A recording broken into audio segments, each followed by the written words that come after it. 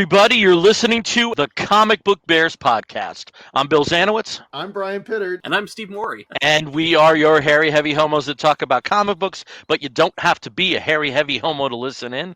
We had advertised that we were going to be all four in the chair tonight, but unfortunately, Brother Caleb had a bit of a family emergency, so I'm not completely ruling out him popping in before the end of the night. Don't know, but as of now, it's just going to be the three of us. But we have Bryan back, and that's a really, really, really good thing. And this is your first post-COVID appearance. Yes, no. Brother. I am recovered post-COVID, post-Omicron, post-whatever. Yeah, I'm feeling much better. Thanks for all of the concerns that were expressed to me by all of us. It really does help when you know and you try to reach out and people, just check in. It's always appreciated. Yeah. Yeah. But Bryan, also, I don't know if you remember this, but the last time you were on, you raised the question. Now, none of us have gotten COVID yet. Like, no, haven't you? I jinxed it. I did. It happened. So sorry to hear that, but Nah. we're very happy that both you and Brandon are feeling much better. And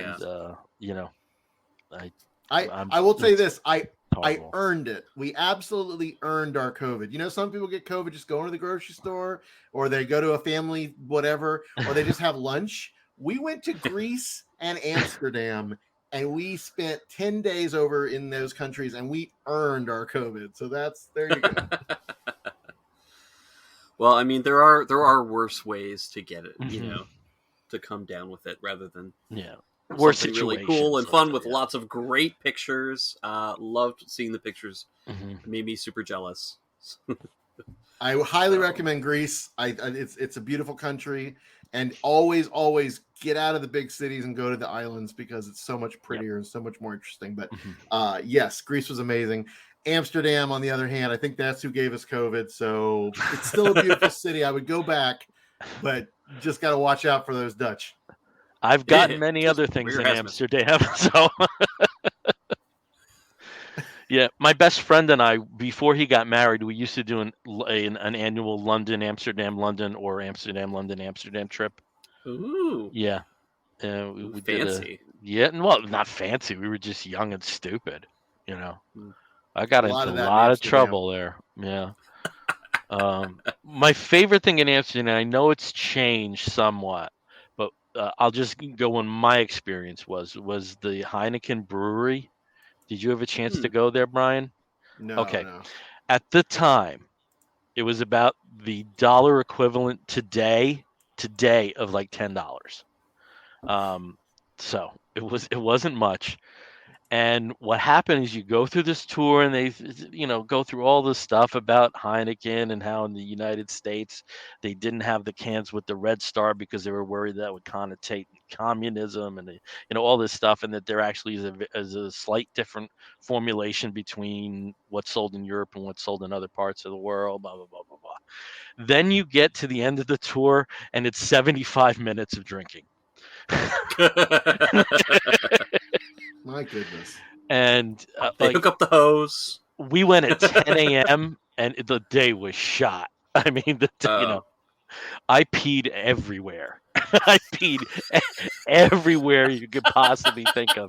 Behind a car, like in the alley of a church. I mean, just over into the canal, just like out in broad daylight. I peed everywhere that day. Everywhere. Well, that was not what I expected you to go with this story, but everywhere. I'm glad you did. Everywhere. I peed everywhere. I made my mark. Yeah. We have David Toby joining us. Boy! Hello, David. Hello, hey, David. Yeah. How's it I going? actually went to my LCS, I guess it's my LCS now, and I found Nottingham for Free Comic Book Day. I know you guys already talked about this, but I got the Free Comic Book issue, and I think I got Nottingham number 5. I got to go back and look, but I was very proud to find David's work there, and I was just so thrilled to know that it was there because I have not been able to find it. It has been sold out, and I think I just got really lucky. Yep, there it is. Yep, there it is. Yeah, I finally got my copy in my DCBS box because again, the Free Comic Book Day was gone out of my LCS, out of every LCS that I've LCS and local other stores. Yeah. We also have Tony Gilkinson. Hey Tony, how's it going? Hola, handsome bears. Hola, Tony. Big virtual hug for Tony. Yay! Big virtual hug this week for Tony. Well, glad you guys are joining good us. Stuff. So, usually we start off with things like Geek Gets in News. I gotta say, there hasn't been much news in the week since we've recorded. Not a lot. There was one controversy. Steve, I don't know how much you want to talk about it because, like, in my opinion, it's a nothing burger. But I do know people were offended. So, well, and you know, and I think it depends on. I do think it depends a lot generationally. Like a lot of younger comic readers who grew up reading a lot of their comics digitally are big supporters of online comics and the comics industry, and so this kind of like was probably noticed a lot more in those circles than it was in like the floppy readers among us. But Webtoons recently went through a print ad campaign in I think it was the New York subway system and New York City. no, and Chicago and London. Oh, was it? Chicago It was in London. Yeah. Oh, great. Chicago and London. So within those two, and the big sort of ads, but I don't know what the ad company was thinking, but one of the big one of the big issues with the ads is that it kind of downplayed the quality or the importance of comics as a whole, and especially sort of like web comics, where one of the lines that really got him into trouble was comics are the sneaky side hustle of literature, which it is really insulting. It is. It's just insulting. Like it's just like a shitty ad campaign. It's not. Is. I mean, I don't doubt Webtoon appreciates the people that they have under their in their stable.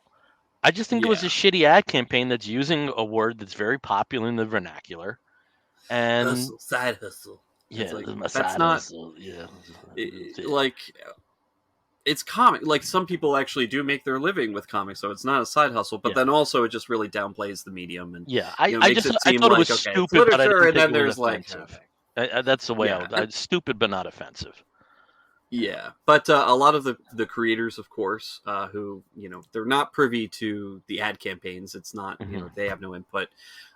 Were expressly offended by this because hey, this is the company that's supposedly publishing them and supporting them, and their ad campaign is making it look like this is just sort of like our creators is just kind of like their side gig and who cares, which was not great. And David puts it here. It's like it's a case of who approved this, and really it was people who don't read comics and didn't think it was a big deal. So there was a lot of chatter. I read about it first on Twitter, on comics Twitter, because of course they were very vocal about it, and then read a little bit more. Within a day, they basically apologized, and I think Webtoons is going to be taking down not all of them, but most of the ones that were, with the more, I'd say patronizing slogans. So, not a great move for them, and not so great for basically what is the largest online comics platform right now. But yeah, I mean, other than that, not a lot of other news. So we do have John Runyon is joining us. Hey, John. Comic Book Bears Assemble. Thank you very much, John. I've been so busy this week in my new role. Is tonight's John's night for a show, or is that usually Tuesday? Yes. So I'm apologizing to John right now. It's like, hey, sorry. Sorry about that. This was the only night, unfortunately, that we could all get together this week. So yeah, find it out in the ratings on YouTube. And you know what? Also, do you know what was tonight as well? The supporters of our friend, dear friend of the show, Dave Abersole. Yes. His Tommy Dakota pod.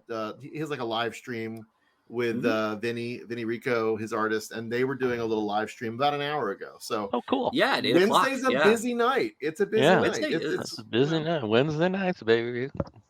Everybody's Popular night. That's why we do Thursdays. Yeah. I did a quick video. John making no us feel worries. better. Yeah. I did a quick video. No worries. Well, thank you, John. We're going to be seeing And John. We're grateful that we can join you next week. My God, we're getting to see him next week. So next jealous. Next Thursday, a week from tomorrow. Mm-hmm. A week from tomorrow. That's my first plane ride since 2019. Whoa! Wow. I haven't had cause to, you know. Yeah. Had a work trip to Dallas Fort Worth that just kept getting postponed and eventually canceled, and we finally had it. Finally had it on a live stream, a Zoom meeting. Could have been an email. But it's like I missed. My company has their own university, and you're treated like a king while you're there. It's there's food all over the place. There's state of the art gym. You have to sit through these asinine workshops, but people go there to relax. And it can get really hot in the summer, but that's what I'm missing. I want the prime rib. I really want that. I will tell you, as much as that sounds amazing, by the way, I am so traveled out. But I will say, if not for work obligations and other events next weekend, including but not limited to Pride here in Seattle, I would absolutely be there with you guys. I am very upset. And moreover, Charlotte is my new second home because my family just moved there.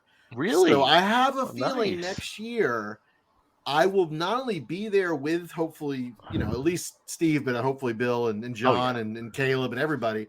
I might actually be bringing my nephew to a comic convention. Hey, nice. So I'm very, very glad Heroes is back. I miss it, and I will miss you guys having fun there in the blazing hot comic bookville that is downtown Charlotte.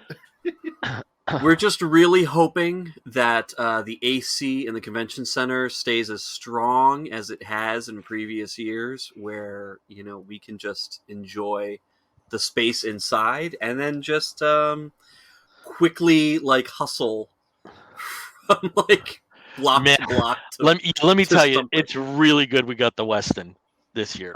Really good. Westin. Man, I've never stayed anywhere else in Charlotte. It's always been the Westin. There's no need. I've never stayed in the Westin, but you're right, it is lovely. And actually though, did I tell you though? I think I told you when I was there last time. I brought Brandon. We actually got a room with a hot tub in it at not the Courtyard, at the Hampton Inn of all places. And Hampton Inn. I know it was surreal. Like I didn't even know that was an option until you're scrolling through the room types. Yeah. And I was like, oh, I'll never not stay here with a hot tub in the room. Are you kidding me? Oh. It's like a love hotel, baby. I mean, come on. Mm-hmm. It is. And one of the stays in Jersey City, I got the presidential suite, and they had a bathtub that was like the entire bathroom. It was that big. And I should have had a photo shoot in that thing, because it was like one of those old timey standing tubs, Oh, wow. Perfect. Yeah. I'm still waiting. Steve's still waiting to hear on a suite upgrade. Might happen, might not. Don't know. But as long as we have a little fridge to keep all the lunch meats and snacky things and all of your Powerades in. To keep them cool, I think we'll be good with that. But it would be nice to get a suite upgrade. That would be sweet. That would be sweet. Sweet upgrade. Okay, so some of the things you get at Comic Cons are geek gets. So I guess we can cover if we got anything. I didn't get much in the week that in the week between episodes, but what I did get was very much along the lines like we talked about last week. Things that you ordered in 2021 that finally came in the mail. So Yes. last time I had my Ra's al Ghul and Green Arrow Mego figures, and this time it's Captain Marvel and Black Adam, and these are Topps Nice. exclusive. Topps, the trading card company, they had a relationship with Mego, and so these costumes are not going to be on the main retail version. They're different costumes. So Interesting. yep. Very cool. So that's the one geek get. And it's also so stupid because why they mail these out separately, I have no idea. Black Adam, his trip from Fort Lauderdale was kind of okay. Um, the Shazam, he took a tour. He was in Pennsylvania. He was up in Springfield, Massachusetts. Then came to New Jersey. Then left New Jersey, went back to Pennsylvania, and then from Pennsylvania somehow got to Jersey back again. It was like clear it got on the wrong truck. Is it USPS? Is that what how they? This was FedEx. This was FedEx. Oh, FedEx. Yeah. See, I have a package coming from Portland, of all places, not far, and it arrived in Seattle last week, according to the tracker. But then it left Seattle, like regional, whatever, again, and now it just says delayed. I'm like, where did it go? I had a package last year that went from like the San Diego maybe to Hawaii, and then back up to here. It was bizarre. Like, I don't understand this world. So what happens? So what happens sometimes in those cases? It's because they talk to the guy in logistics here. Yeah, that's fair. They scanned it to on a truck that was going to another location, but physically it never left the location it got scanned at. And so when they get the manifest and they're going through everything, they're like, this thing's not there.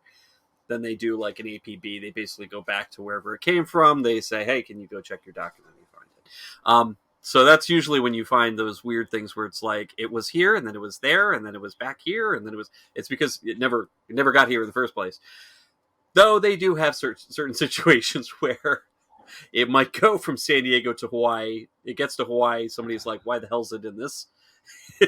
Why the hell's it here? And then they send it back. Yeah, like I figured it was that, like a sort of a misrouting, or it was like, well, it's more efficient somehow to ship it on a container ship, and then somehow fly it, or vice versa. Like you never know these days. It's such a crazy supply chain shenanigans, right? Yeah. Anyway, well, with FedEx, they will always try to find an excuse to have it go through either Memphis or Louisville, Kentucky. Mostly Memphis, just because that's where the hub is, the main hub. But like, no matter where it's going, you'd be like, and yet I've never seen California. It's got to go to Memphis first. I've never seen DCBS through Memphis. No. Never seen it but through it's not always FedEx that delivers DCBS. Yeah. Sometimes I've gotten USPS. It's mostly DCBS for me. I mean, it's mostly FedEx for me. Yeah, it's been a couple of times. Yeah, it's been a mix for me. So. But yeah. So did anybody else get anything kind of cool? So I have a geek get, but it's also what I'm talking about. So I will show it now, but we will talk about it again. And that is Miracles, or is it The Miracle? The Miracles by friend of the show, Joe Glass. And this is a Kickstarter that actually I backed, last year, I think. That was talk about 2019, 20, 21, yeah. But I interviewed Joe and his artist, who's Underwood. Forgot his first name. But yeah, like I remember interviewing them when I was doing that weekly interview series for Flame On. So I think it was 2021 and it finally came out. I've had this for a few weeks. I mean, let's be honest. I don't get a lot of geek gets, so this is kind of it these days. But anyway, I will be talking about this later on the show, so stay tuned. Yeah. It's so nice when you get a Kickstarter that you enjoy. Yeah. Yeah, we're not going to talk about that. Ooh, shade. It's not shade. Look, they put their work in it. You got what you was advertised, in terms of the product. I just didn't like it. No. I just didn't like it. I was so excited to, because I really want to spotlight, these independent works, but where's that shade button? No, I was getting the fan out for my shade. And we've all had the Kickstarters where we're like, whoa. And then we have ones that are just. There was one Kickstarter. I forget what it was, but it was like it wasn't anybody we knew. It was just the description looked like it was right on the money, and it was. And I'm trying to remember what that was. So I don't want to besmirch people, and as somebody who's had one, it's a tremendous amount of work. The time when it's fulfillment, it's basically a second job at that point. And I give anybody credit, like John Westhoff. My God, how many has he had? Oh yeah. We're talking about 8, 9, 10 probably at this point. It's a tremendous amount of work to do these, and my hat always goes off to people. I just got one that stunk. That's all. Well, I think that's one of the biggest things with Kickstarter is that if they can get an actual product out and in the hands of the people who supported them, I think they they won. That's a win right there. Absolutely. And if it happens to also be as great as the supporters were hoping it would be, that's a million times. That's 50 feet of icing on top of that cake. So, actually, speaking of successful Kickstarters, yeah, well, and speaking of John Westhoff and successful Kickstarters, yes, exactly, yeah, that's so Part-Time great. Comics. They got it. They got their Kickstarter last week. After we were talking about it on the show, and by the end of the show, they were fully funded. It was great. Yeah, it was great. I'm just so excited for that. And John's always so good with the extras. Oh, And for Bulletproof Chicken, he remarked a copy of the comic where it was just exclusive dialogue to they just hand, and the shit he was saying in that one. I mean, you turn a page and there's a chicken with a gun, and out of the in the war balloon is fuck George Harrison. It made no sense, but I don't want to part with that book ever. Why George Harrison? What did he do? Oh, fuck George Harrison. How about you, Steve? You get anything in the? I did have something I wanted to show off from my time in Denver and going to the Meow Wolf exhibit there, Convergence Station. Unfortunately, I did not bring it up here with me, so I don't have it to show it off. But I did get the guidebook to Convergence Station, which is absolutely fantastic. I'm such a nerd for things where it's like language guides, travel logs, travel guides, all those things that really sort of bring out factoids about culture and all sorts of stuff.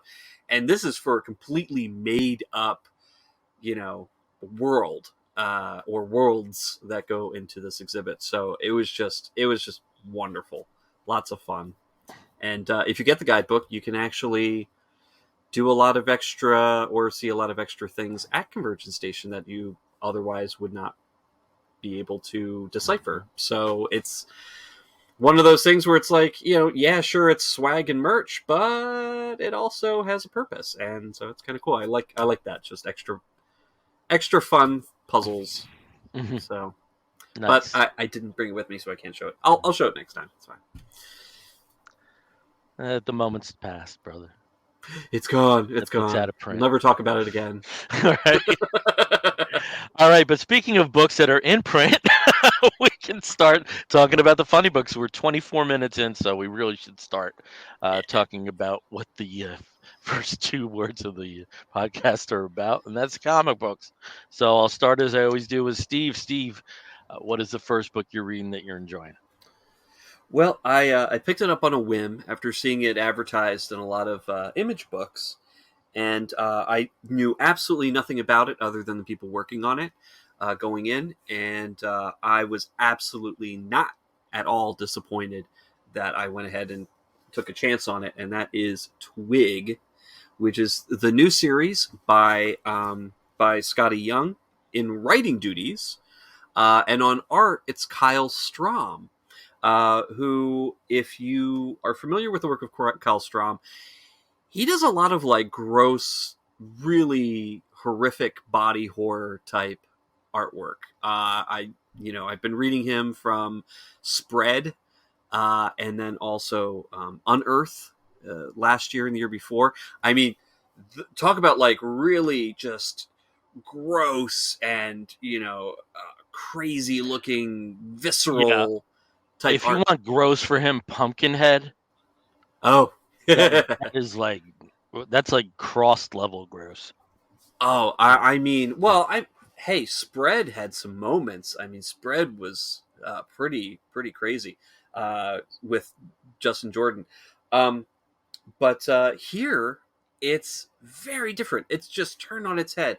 Scotty Young has created this, really sweet, fun adventure story with the character of Twig and his best friend Splat, who you can see here on top of his head.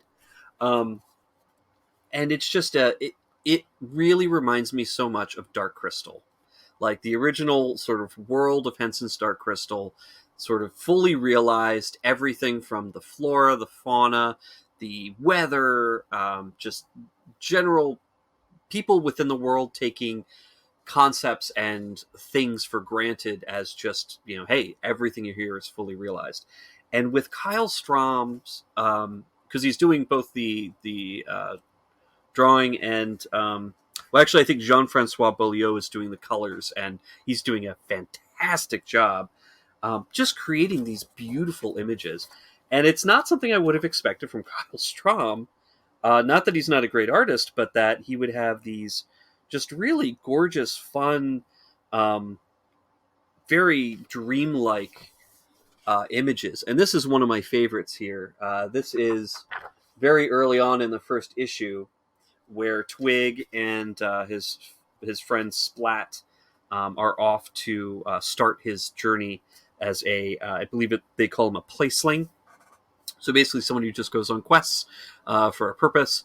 And so he goes and talks to the sentient mountain, goes on another little journey with some of the creatures that live underground there, and gets a gem. And it's his job to take the gem to the Pathfinder to tell him what he's supposed to do with it. Of course, when he gets to the Pathfinder, Pathfinder looks like he's been dead for about 100 years. So that Twig's, part of the conflict early on in this is that Twig's been asleep and he slept in a little bit too late. And now he's kind of behind in his quest. But that kind of hits you like, how far behind is he if this guy's been dead for 100 years and this guy hands out the quest? But it's just fun. It's exciting. There's a lot of like, let's go to this place. Oh no, we messed this up. Let's go over here. Let's see if we can fix it. Oh, let's go over here and let's fix it. And there's some stakes. There's a lot of great sort of tense moments. But again, it's couched in this very beautiful, very colorful, and dreamlike world that's been created here between Scotty and Kyle and Jean-Francois, of course. Nate Picos rounds out the creative team and doing the lettering, the logo, and the design of the series, which again is absolutely gorgeous. So I really recommend picking it up. It's a short series. I believe it's going to be 5 issues, but it'll probably continue after that because I think it's doing really well. Some really great, variant covers if you're into that. But a lot of fun. I recommend it. Twig by Scotty Young, Kyle Strom, Jean-Francois Beaulieu, and Nate Picos, put out by Image. Nice. That might be something I look for in a trade. Yeah, especially with short run. Yeah, definitely. No, that's good. All right, over to Bryan. Bryan, tell us about something you're reading, you're enjoying. So I do not have I have no physical comics other than the one I showed earlier, but I did get new comics today because it is Wednesday. And one that caught my eye, as it sometimes will do on the Marvel app, is Hulkling and Hulkling and my brain's not working. Wiccan. Thank you. Oh my God. I was pulling it up. So Hulkling and Wiccan, the DC guy to the rescue. Okay. Yeah, no, well, but your X-Men, so don't. Oh, that's the X-Men. That's Young Avengers. That's Young Avengers. Yeah. I only have 2 issues of Young Avengers. Really? They're worth a fortune now, but luckily. I had them too, and I sold the collection. Anyway, but it's like I've read them digitally mostly, so.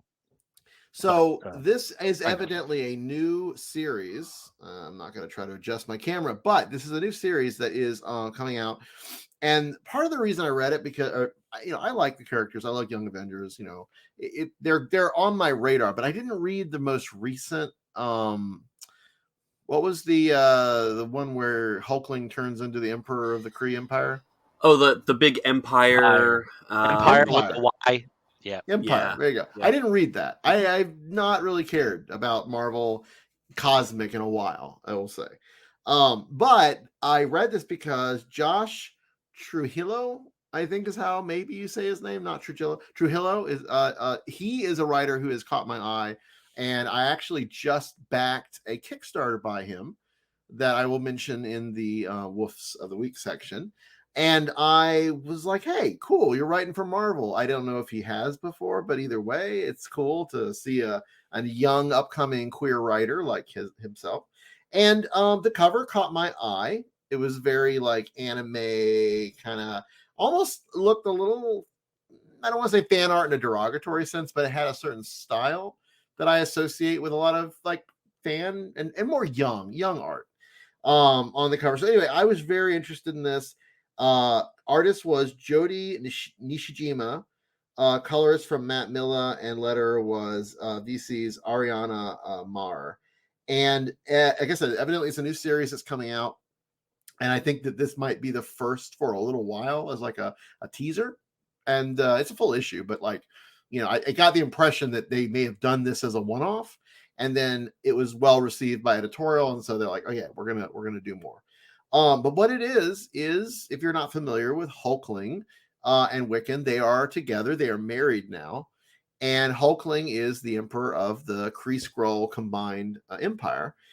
So they are living in Kree Skrull space in the palace of his Emperor Dore the Eighth, which I guess is Hulkling's official title.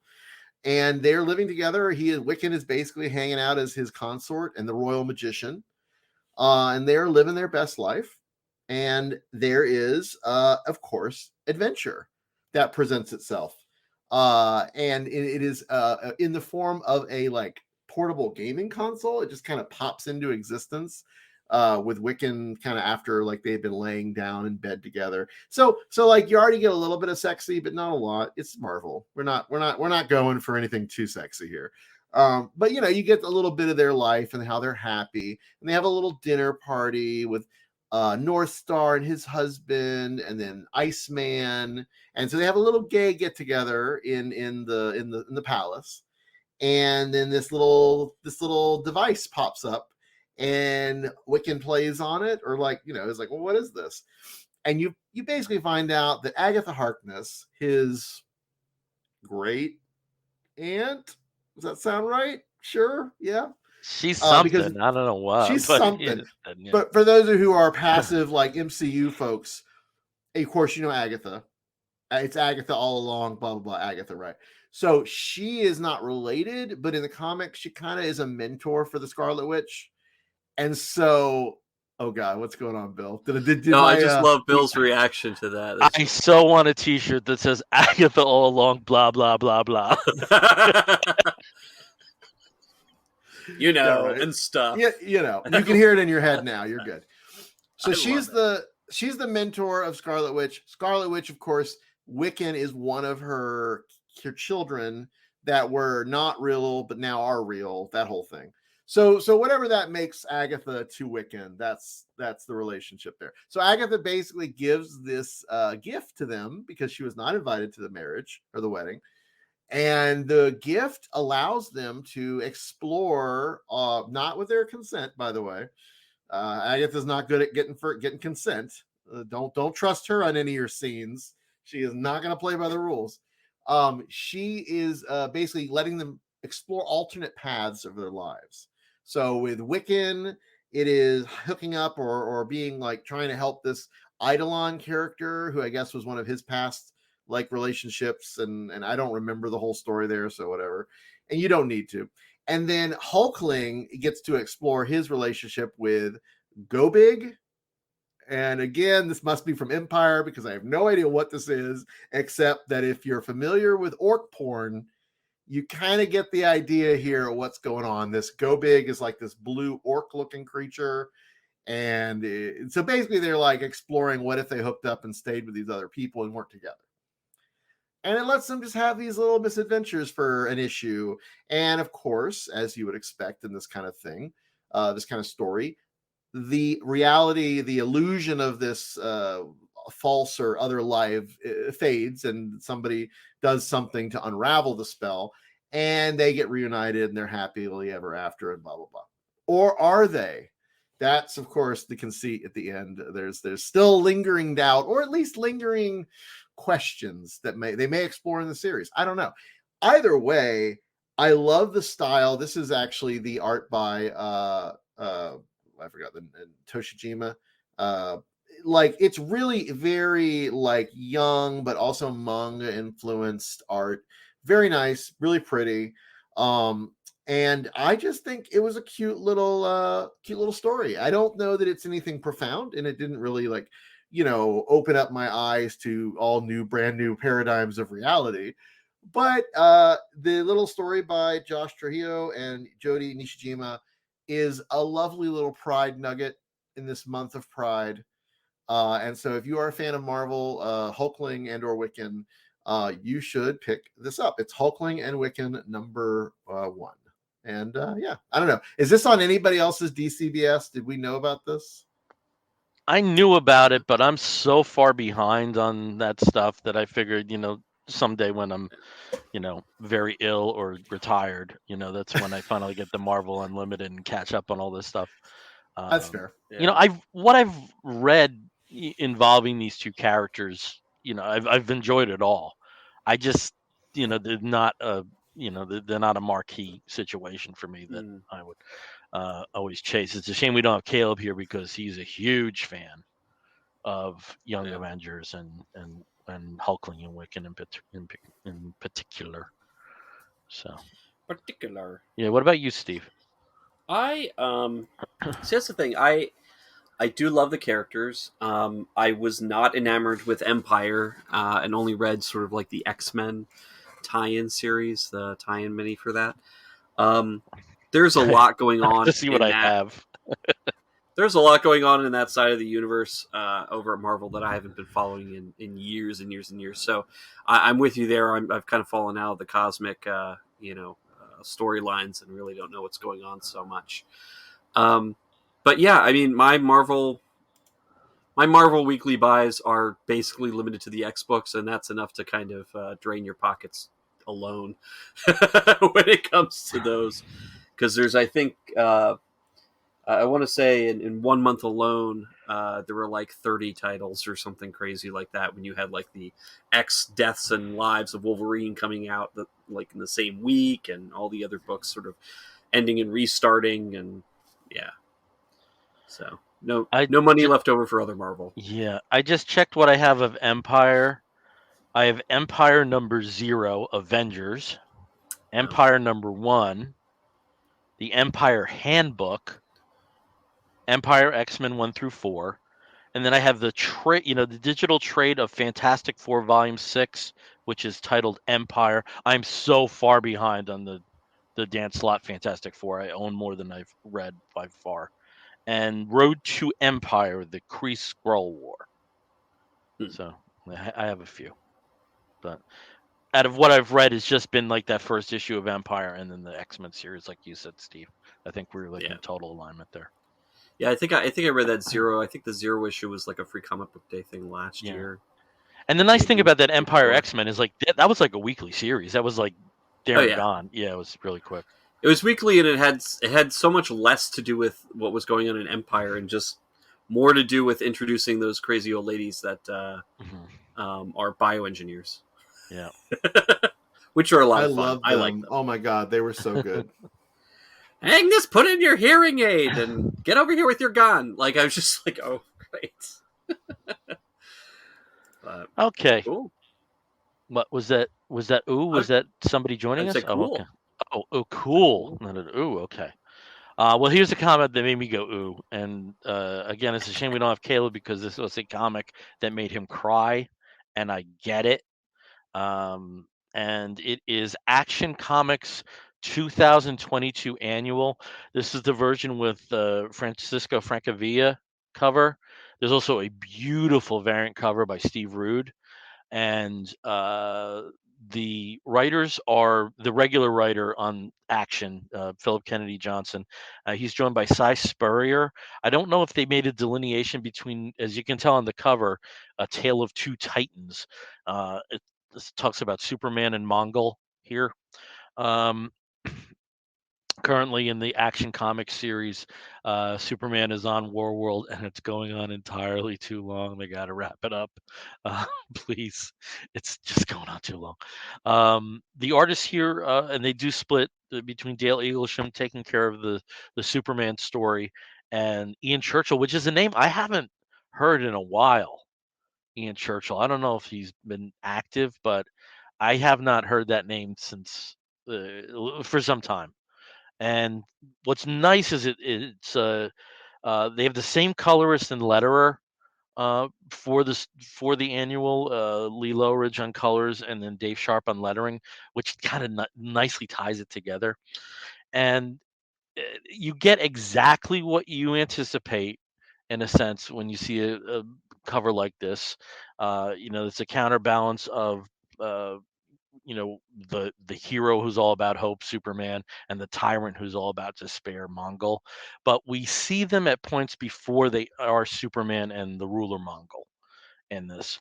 um, the Superman section was by far the more affecting one, I think, because you can't really relate to Warworld. I don't have an an emotional tie to something like that in my life. But um and it's you know, completely ingrained in nature versus nurture and the importance of mothers and the importance of guidance that young people receive. And the Mongol storyline takes place before he is a ruler, and he and his mother are banished to another area of Warworld that's kind of inhospitable, and there's all kinds of stuff going on. It wasn't really anything that I walked away with, with like I said, a real emotional resonance. The Superman sequence, though, oh my God. Um, so uh, we have a point, as I mentioned before, that it's Clark before he is Superman. There is a new kid in town who's a bully, and the kid's name is Caleb. So I can appreciate how he might have uh, walked away from that story with a few heartstrings pulled.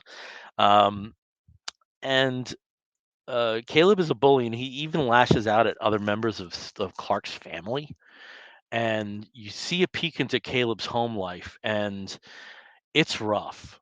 It's a real rough situation. And we also have a reveal about Martha Kent that I don't think has ever been played upon before. Little bit of a recon about her a past history with a health issue, uh, but um, that's almost ancillary to the story. Just that it's a mechanism of bullying, plain and simple. And at this point, Clark is using his super breath to kind of, take Caleb down a few pegs at some point. He's using his powers, and neither of his parents are really cool with that. And as the story goes on, you see the importance of forgiveness, and you see the importance of rationality and example, and a beautiful sequence at the end. And we see what Caleb is like um, toward, in the present day. And it was focused around one comment that Clark made, was that you don't have to be like this. Now, we all have crossroads in our life, but very not very often is there a line associated with it. That's beautifully resonant. But um, Caleb walks away taking that advice, and it's a very affecting story. Like I said, I haven't been enamored of Action. It's well executed, but it's a storyline that really has to wrap up. But for a side hustle diversion, let's just tie it in with something that was said earlier. It's a really affecting story, and you don't have to know a damn thing about Warworld to enjoy the story. Very well done, very well done. And it just, um, just Dale Eaglesham on Superman. My God, you know, my God, just so beautiful. And you can even see here the counterbalance between. And sorry for people who are listening, but by the issue, you'll understand. The bleakness of Warworld, and even the same color structure here, but that it's Superman against it. It's just a beautifully executed book, and I really enjoyed it. And some of the reviews have said like this might go down as like one of the principal Superman stories, and I don't doubt it. It's a really well executed comic. So, yeah. Well, that's good to hear. I know there've been some really prominent Superman stories in the past several years that really kind of stand out. I know a couple of years ago was the story with Crypto and the Shadow, not the Shadow, the Negative Zone, not Negative Zone, my brain. Phantom Zone. Phantom Zone. Thank you. That got a lot of attention as well. And I know you had talked about this on the show, and it was pretty emotionally resonant. Yeah. It just sounds like there's, I know Superman doesn't get a lot of attention from, a lot of people, even though he does have some very prominent books and, selling pretty well. But there's some great storytelling going on there. It's been a really good couple Superman of Red years. And Blue has been great. Yeah. I mean, Tom Taylor's work, with John Kent has been great. Oh yeah, Kal-El was great. The shame of Luke. I liked more than I didn't like Bendis's run. I'll be honest. There was a lot of things from that run I enjoyed. But just before that, just a great run from Tomasi. That was mostly focused on the notion of Superman being a father, and then Tomasi going on to the Super Sons. And the story that you referenced was very early on, not very early on, but kind of the midpoint in Morrison's Action Comics run from the New 52, and then going into that, Greg Pak had a wonderful run on Action in there. So we haven't had. It's been a good time to be a Superman fan, and a book like this, because again, I'm saying like Philip Kennedy Johnson is a really good writer. He's just on an arc that is, it's, no one's saying time out for him, and it is winding down. It is winding down because I do hear he's dead. At least for now. I think it's September. Is Brian, the principal members of the Justice League, they're all dead. Oh yeah, no. I've been sort of ancillarily tracking that. That's gonna stick. They're gone. Yeah. They're gone they're not forever. Coming back. No more Wonder Woman. No more Batman. No more. No. But they're actually, like, they already revealed they're actually in like a bubble world, or each one. No, they're dead. It's called the Death of the Justice League. It's dead. They're dead. They're dead. Yeah. So. I'm actually curious about this run. I've read a lot of the Grant Morrison Substack stuff where he talks about sort of dovetailing his Superman and the Authority series into the Warworld stuff. Yeah. Which, based on what I did read, is it's not perfect, but whatever, it's fine. And I like the idea of what they're playing with here, but I think I kind of agree that and they need to. Yeah, they need to move on and wrap it up. It's a little long in the tooth. But Superman, Son of Kal-El, firing on all cylinders. That's a really good, really good book. Just a different Superman. That's all. Yeah. All right, Steve, back to you. Tell us about another book that you're reading that you are enjoying.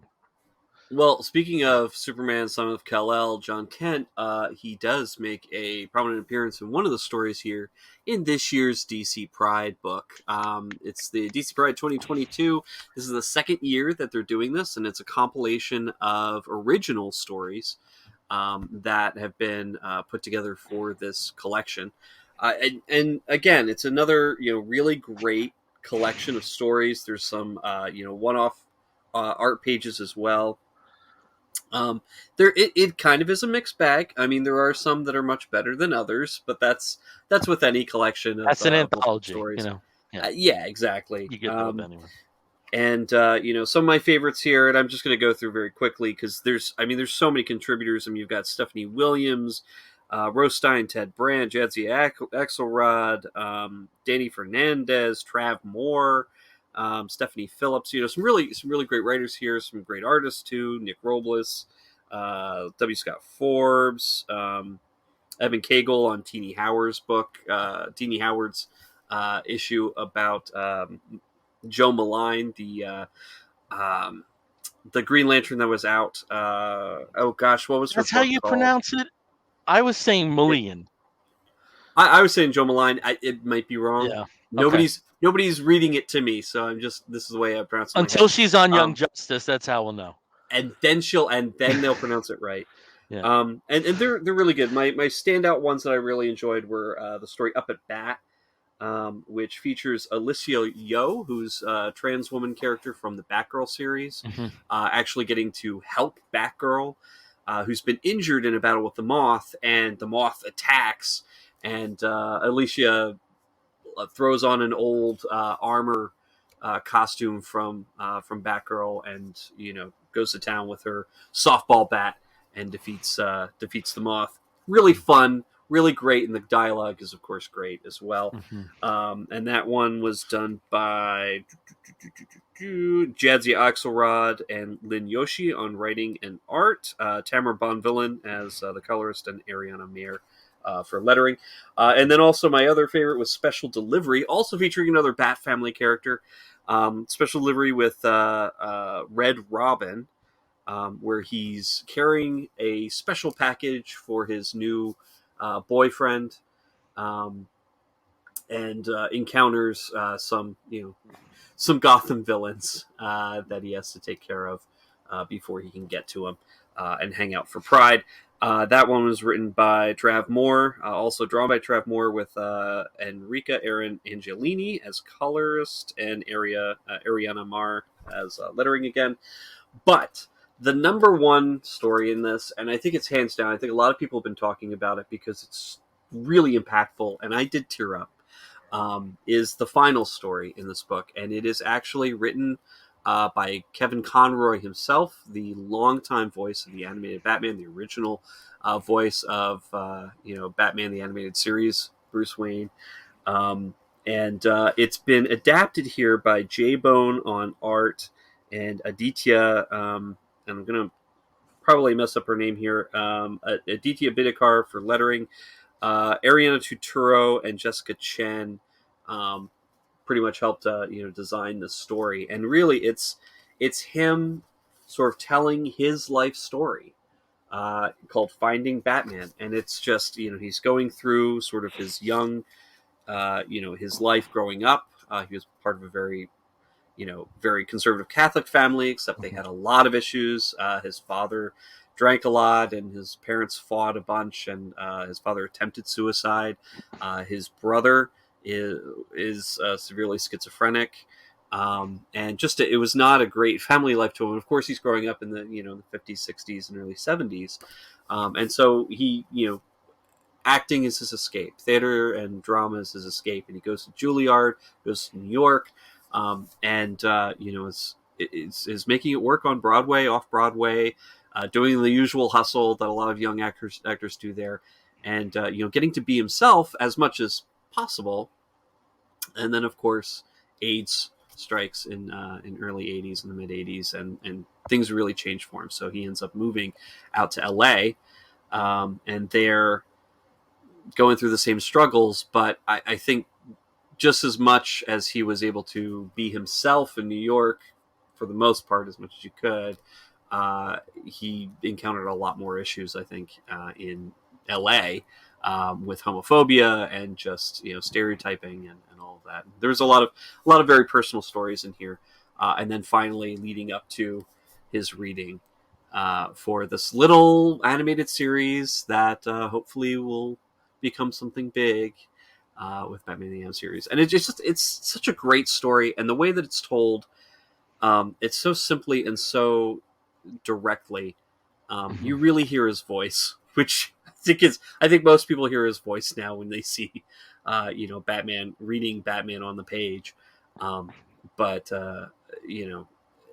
it's very resonant and a very great story. So if anything, if you're on the fence about picking this up, definitely pick it up. For that story alone is worth the price of admission. But there's, again, like I said, some other good stories in here, so you'll find something that you like. In addition to, of course, that Kevin Conroy story. So nice. AC Pride 2022. Yep. I will be getting my copy early next month. Hopefully early next month with DCBS. I also love that the picture I have with Kevin Conroy, I am wearing a Comic Book Bears t-shirt. And he's tall. He's tall. Yeah. I'm short, but he's tall. I'm not that short. No. You're my height, but then again, I'm not. Yeah, we're like the same height. We're like the same height, right? Like, but it's like 5'8". Yeah, like Vanity says 5'9", the DMV says 5'8". Yeah. Nah, I'm squarely 5'8". There's no vanity there. I think I shrunk a little bit as I've gotten older, like a tiny bit, a little bit. Or maybe that's just life, dragging me down, pushing you down. Yeah. All that pressure. All right. Gravity's a bitch. Yeah. Over to Bryan. Bryan, tell us about the second book you're reading that you're enjoying. So this was my Geek Get. It is The Miracles by Joe Glass. And I think it's Vince Underwood. I was going to check that out. Yeah, Vince Underwood. And I actually, again, interviewed them a year ago, back when this Kickstarter was happening. And I got this, I probably got this about a month and change ago. But I didn't get to it until today. So this is very fresh in my mind.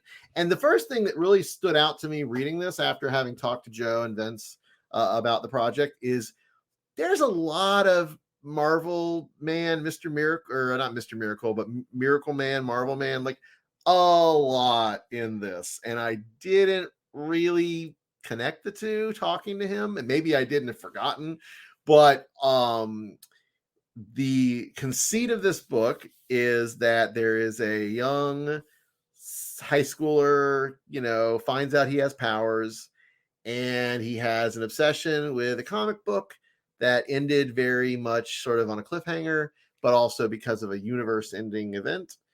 And he finds that he has powers, so he thinks he's a superhero, but then he finds out, his life is a lie. It turns out his parents are the comic book heroes that had that, whole cataclysmic universe-altering event, and that they somehow bled through. And actually, this is a great, I will say, this 2-page spread that Vince does is very Morrison-esque. I don't know. That's not the art style, but very, it's probably got a lot of George Perez actually in it, but reminded me of like the Multiversity. Yeah, it looks very Crisis. Yes, absolutely. So I will say that, just a little bit more story. The main guy, the Miracle, they call him the Miracle. He is actually gay, and there is a lot of coming out and the lies we have to tell to protect ourselves when we come out or before we come out, and then the revelations of coming out. That's also pretty heavy in this. If anyone has ever been in that position, whether it's because of them being gay or trans or whatever your thing is that you are having to announce to the world, this is very relatable in many ways. So I love that Joe has conflated sort of the whole reality bending, sort of fourth wall breaking, and not fourth wall breaking, but the meta-contextual, like Morrison-y stuff with Miracle Man and with the queer experience. It's a pretty cool blend. And I will also say that Vince Underwood, his art style is interesting. It gives me, who did it give me? It kind of a Mike Allred in some parts, a little bit. Definitely a little George Perez in there, which, of course, a lot of artists these days probably should cite George Perez. If they don't, consciously, they definitely subconsciously. But, there are other artists that certainly kind of have an influence. And I think I talked to Vince a bit about who his influences were. What I also love is he does very retro, and I think this may have been a different artist, but they do a sort of a throwback when they show the comic book scenes. They only do it a couple times, but it's very Kirby-esque in its style. So I like that. I'm a nut for any kind of old school stylistic departures for that effect. It ends with a cliffhanger. It does give you a full story. So, if you did back this as a Kickstarter and you just haven't read it yet, or I believe Joe is finding a way to sell this, so it's not just for Kickstarters. I will have to find the link to where this could be ordered. But certainly, if you see him at a show coming up, he probably will have a handful to sell.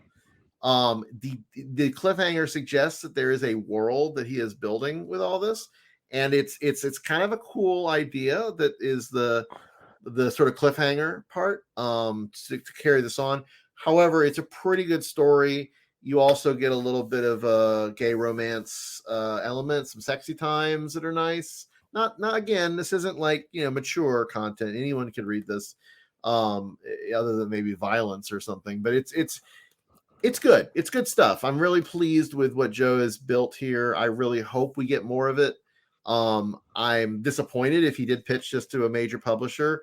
I don't know that he did, but I feel like it might have had some of the DNA that he might have tried pitching and then got recycled in his own thing. But either way, I would love to have him really get some good success with this. I think this would adapt really well.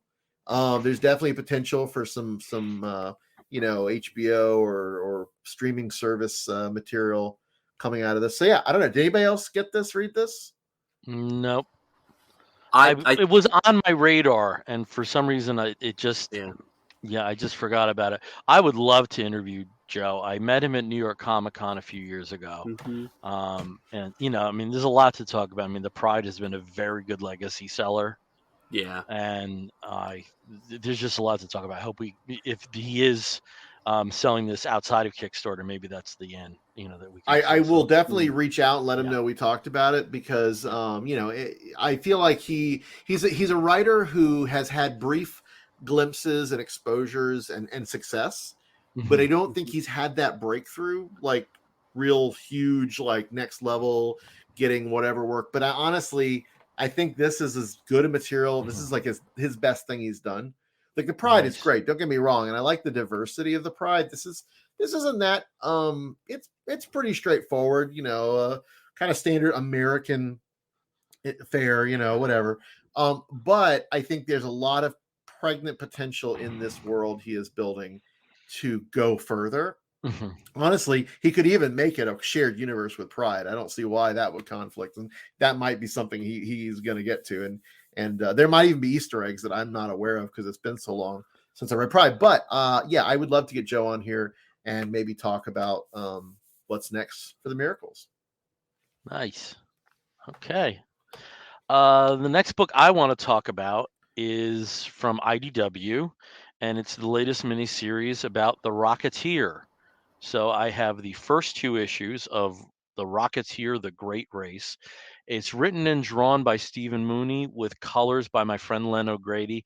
Len's a New Jersey guy by way of Ireland.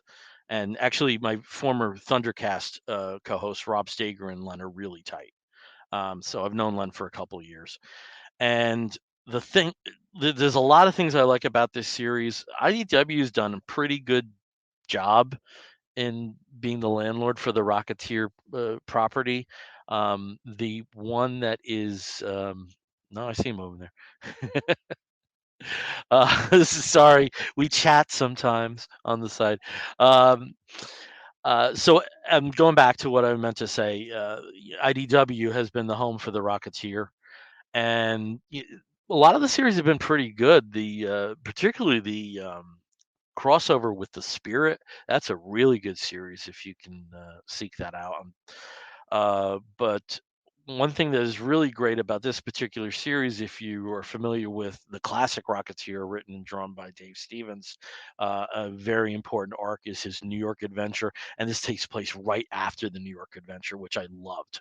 And they made some very specific references. And if you want to know the history of the Rocketeer, there is this amazing back matter by Kevin Mao, and it's going to be in all the issues.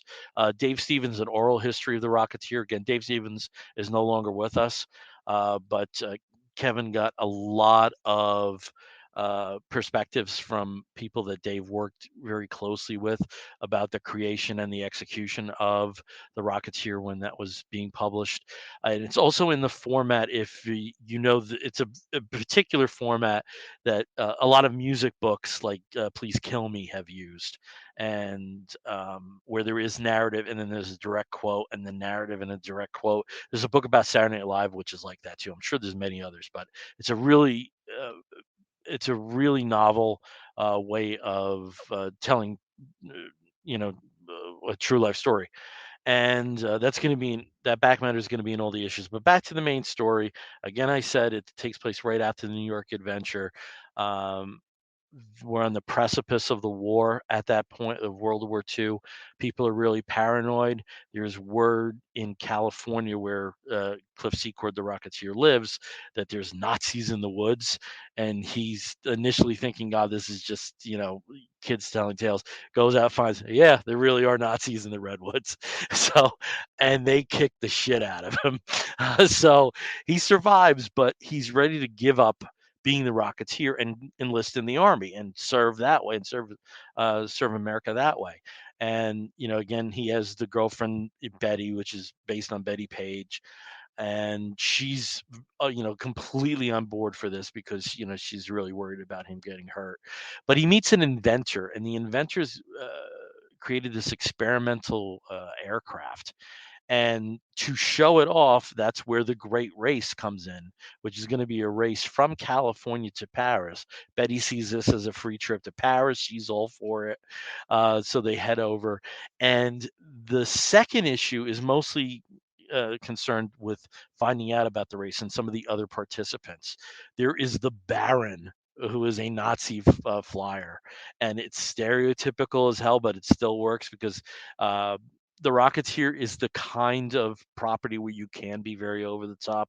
My favorite new character, though, and I've waxed poetic many times, both with Steve Bryan on the show and without, about Athena Voltaire. I just have this love of fictional aviatrixes, and we're introduced to Debbie Seville, which is kind of a nice counterpart for Cliff. And it's also nice to see Betty getting jealous because Betty's the one that's always getting chased, and in this case it's Cliff.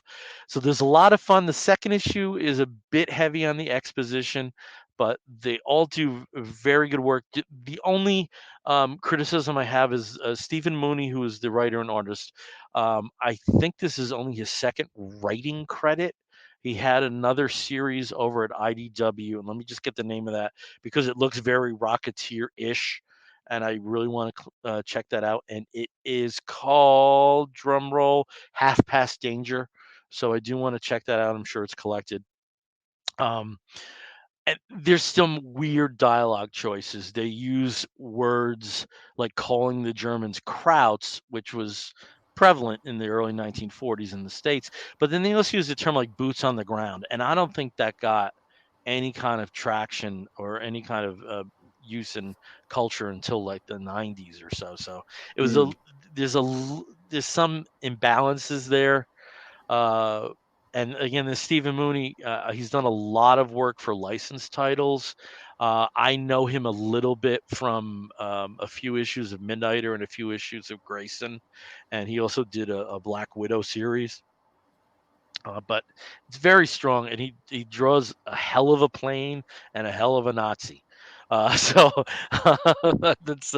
that's good, I think, for anybody's CV. And it's clearly the Rocketeer. It is the Rocketeer, which is something really nice to see, especially since the creator could no longer craft new stories involving Cliff and his world. Yeah, I don't know what Ben that's R. about.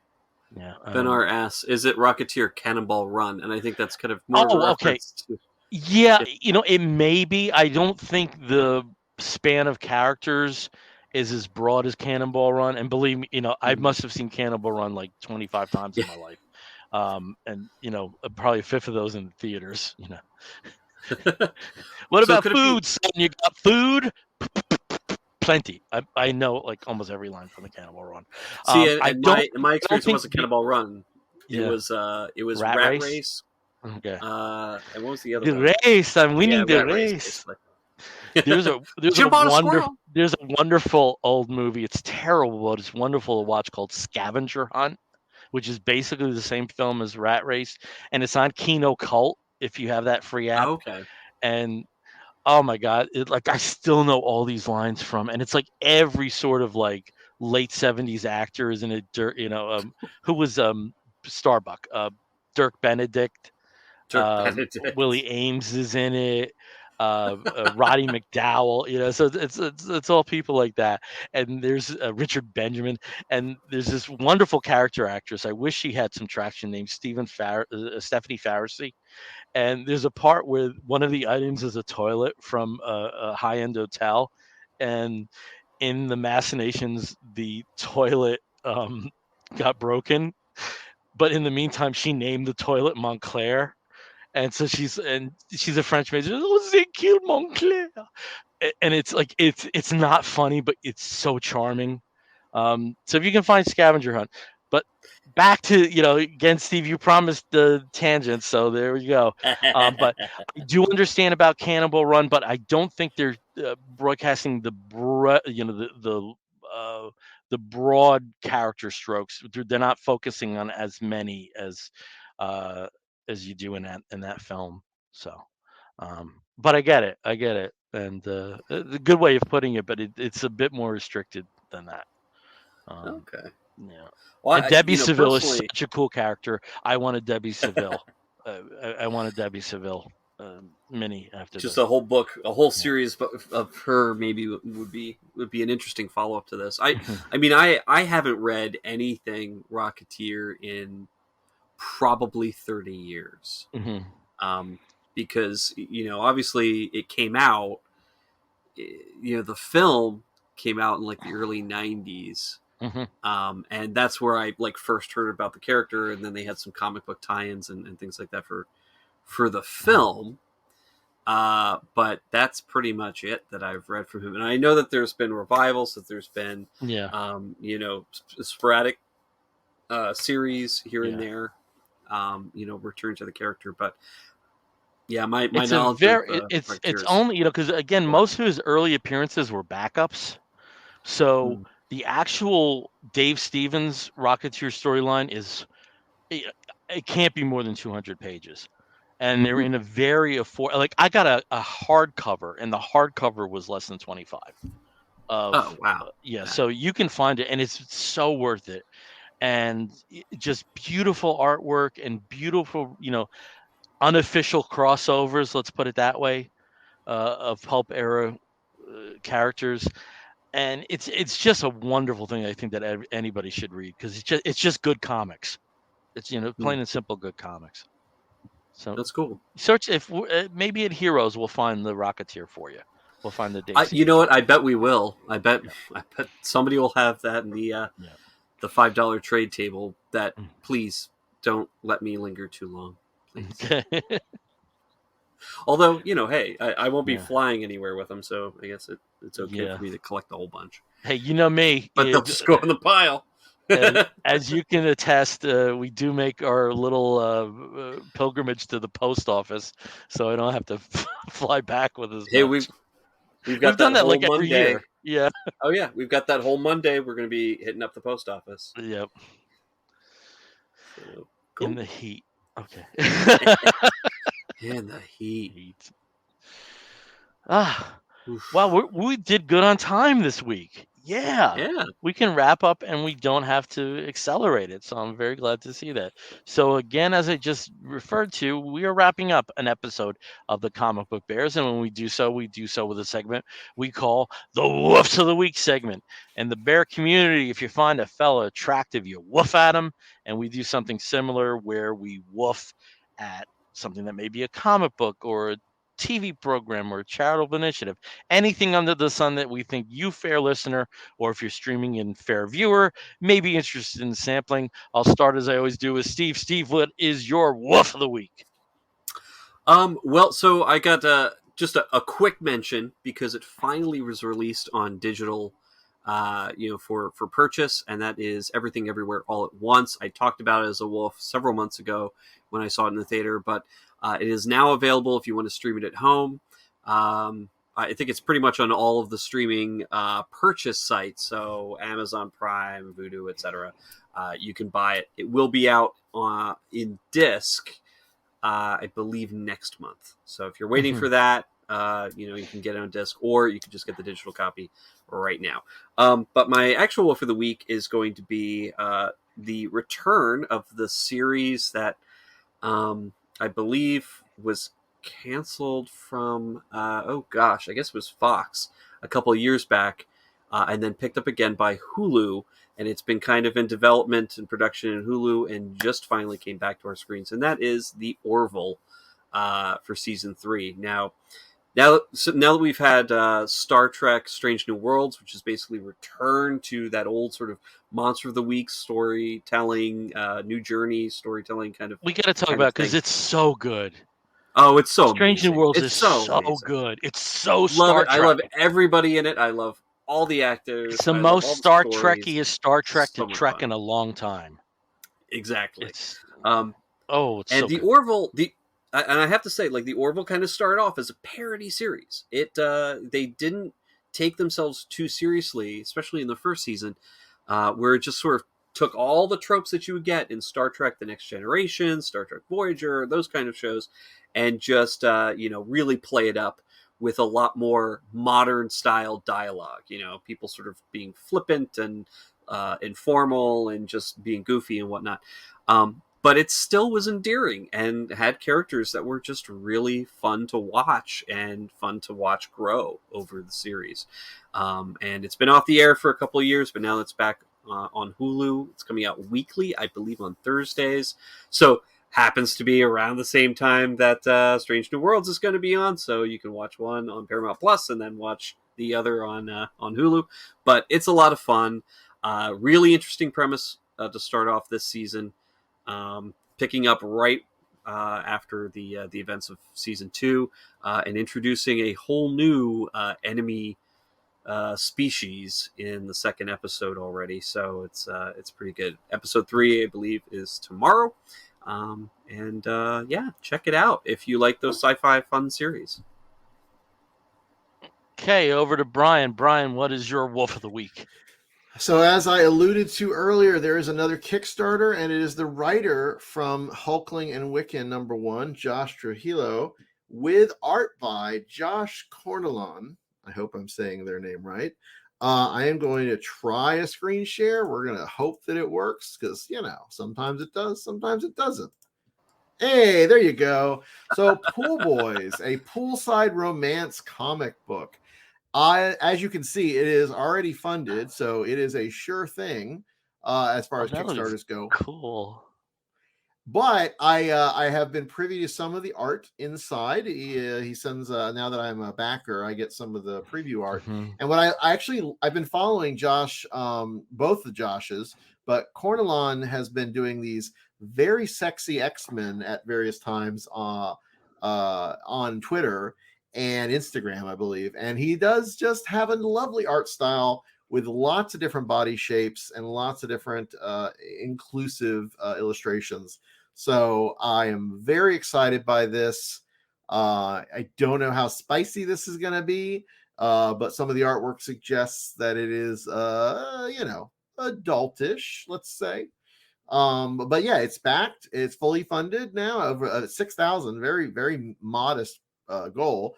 And so it is very successful, but there's still 46 days. They made a very long period of time. So if you want to back this, there's still plenty of time to go get it, both now when you're watching this live and hopefully when you hear it.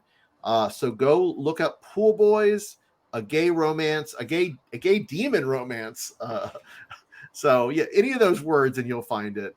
Very excited for this. I just checked out this Kickstarter because I'm totally doing this one. And the levels are based around pool activity. So there's the sunscreen level, the Speedo level, sunglasses level, sun hat, margarita, caftan, sun umbrella, cabana, bungalow. I love that. Caftan. So David Toby also just backed that Kickstarter as well. So yeah, I mean, it sounds like it might be something to. One more image. I forgot to scroll down. This gives you a taste for the level of fun that awaits. And again, if you have not seen Josh Cornelon's art, you've got to check him out. He's a great artist, very fun, very great style. I'm very excited. So yes, you should all back this. Awesome. Thank you. You have successfully backed Pool Boys, a gay demon boy romance. All right, there we go. Yay! Sometimes you can be an easy mark. All right. All right. Live as it happened. Okay, for my Wolf of the Week, if you are familiar with my Facebook page, you'll know that for the past few years, I've been watching an episode a day or a film a day in some instances of DC comic properties in film and TV. So I started way back before I started posting them. I was doing the serials and then went through all of Adventures of Superman and Batman 66. I started posting it when we got to the 70s with Super Friends. I'm into the late 90s now, and we have hit Batman Beyond. So it's interesting rewatching this because I remember when this did air, it kind of was, there were some elements of Batman Beyond that were totally, especially the beautiful opening sequence. And you know who directed the opening sequence? Darwin Cook. And that's an art style I don't think you necessarily associate with him. But there were definite like anime and cyberpunk, particularly cyberpunk elements to it. And at the time, I just remember it was kind of cutting edge, and now it all seems so quaint. Um, it's 23 years later, but it's 23 years later, and this last month, I think there were 3 comics that Terry McGinnis was in. So it's still a character that matters. If you're an investor, some of those early Batman Beyond issues, oh baby, you can buy a nice coat or something. I don't know why a coat came into mind, but I still want my Langlet's leather jacket. But Batman Beyond, I'm holding the physical copy of the first season. It ended up running for 3 seasons for 52 episodes. Again, by many of the same people that were behind Batman the Animated Series, and takes place with Bruce Wayne in his 70s, mentoring a young new Batman, Terry McGinnis, and hijinks ensue. There are some issues with it. He never developed a really interesting rogues gallery, by my estimation. But there is also a very interesting supporting cast that is eventually built around Terry. And it's really fun revisiting something. All of these rewatches have been fun. I mean, some are been rough, man. The Swamp Thing live action series and the Plastic Man series in the 70s. Ooh, woo! I can't believe that you watched through that whole Swamp Thing series, because I remember watching that on USA.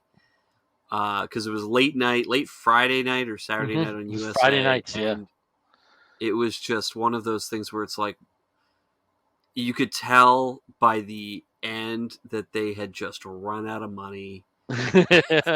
Recycling, like there weren't even sets anymore. It was just, let's just be outside in the swamp and then we'll have props. Like that's it. Like there's nothing, like nobody goes inside a house because we don't have a house yet, or whatever. It was very interesting, and then got really psychedelic too in certain ones. With certain parts, yeah. Like Arcane, like the trial of Arcane. It's all in his head, and some really interesting things. But by the end, unfortunately, it was rough. But there's still a charm to it. There's still a charm to Superboy from the late '80s. But yeah, I'm watching everything. I'm gonna stop at Arrow, because I think by the time I get to that, all the other stuff is so fresh in the mind that I don't need. And some of the stuff like Swamp Thing, when that was out, I was in my early 20s. I wasn't watching TV on a Friday night. I was doing things that people in their 20s do. Same thing with Batman the Animated Series. There's a lot of stuff I didn't see firsthand, which was interesting. And then and there's also sometimes when you did watch on terrestrial TV, you would catch the same episode like 5 times. Yeah, you know. Repeat. So that's when it was on 5 nights a week. That's oh my god, eventually with the Warner shows, they repeated those so often in the late 90s. But I'm up to late 1999. I got Smallville ahead of me. I got Teen Titans ahead of me. I got Justice League and Justice League Unlimited. I got a lot of stuff to go. The 2000s. Don't forget the Legion, like the Legion of Superheroes. Legion's in there. Crypto is coming out in July. I already have all the episodes, that I burned to DVD. But there's a series of that, so I'm watching everything. And I've been able to watch everything except for they had a second season of Plastic Man, and this is when he had a son, Baby Plaz, and there was a Plastic Man, a Baby Plaz, and the Plastic Family segments. Those just are not in circulation. There's maybe 3 or 4 cartoons from that are in circulation, but everything else I've been able to track down and watch. Now, a Smallville rewatch, I could totally get into that because I came to that show a little bit late. So when I think it was probably season 5, when I started watching it weekly, and so I had to go back and get seasons 1 through 4 on DVD in those big sets, one of those Best Buy, Black Friday sales where they were $10 a piece, and we just blasted through all of them. Caught up, and we were watching it weekly religiously through season 10 through the end. And that's also a show where that's also a show where it got better. Oh yeah, there was the peak is not the first season at all. Well, because they were really worried about making it too comic booky. I think at first, right? I think there were all these rules, no Superboy, no Superman, no tights, no flight. Yeah, no tights, no flight. It had to be very, very strict about it. And they kind of followed the Buffy model a little too closely. But again, it's like a classic CW series. Every 3rd episode, someone has to say, "I thought you were my friend," and too many people end up in the hospital. You just wouldn't understand. The amount of people that ended up in that hospital. The Kents would have had a ward on their own. Yeah. So Ben R also says there were 10 seasons of Smallville. Yes, there were 10 seasons of Smallville. Now, not every actor made it through. I think Lex Luthor left about season 8. Did Lana go through the whole? Yeah, she didn't make it. No, she left. Lana left season 6 or so. I think it's just Clark and Chloe. Yeah, I think Clark and Chloe. I think are the only. Did Chloe last through season 7? Chloe lasted. Yeah, she was there at the end. Yeah, she was there. Okay, yeah, because I know that Lana was more or less replaced by Lois. Once Lois came on full time, she pretty much became the main. Yeah, and I love Erica Durance. I love her. She was so good. Yeah, she was so good in that. And you know who else was good? The actress who played Lex's sister. Yeah. She was fantastic. Just was so good. And redhead, of course. So they did have sequel series in comics. The first were digital comics to Smallville 11 and 12. And what happens to Lex's sister? She becomes a superhero.